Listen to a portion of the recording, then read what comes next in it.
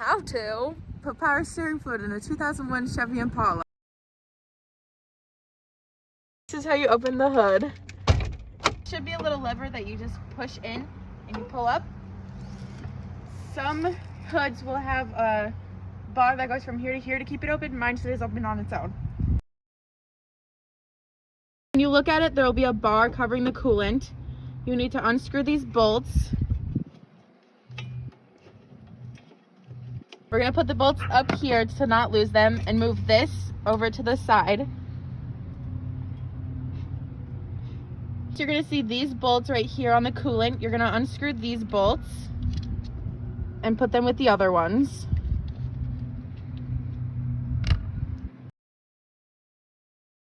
Now we're going to remove the coolant tank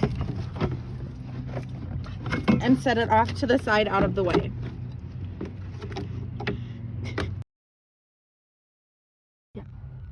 This is going to be your power steering pump. It'll say power steering or it'll have a steering wheel on it. This is what it looks like. It's going to have a hose or a wire at the end of it. And if you wipe this off and stick it back into the power steering, wipe it off, you can tell how much the power steering, if you need to refill it or not. Next, we take our elongated funnel and we stick it in the power steering. A bit difficult at first, but when you get it in, take your power steering fluid and you pour it in. So you take the funnel out and you put the cap back on. So next we're going to turn the car on and twist the wheel a couple times all the way around. All the way. And then all the way at the other way.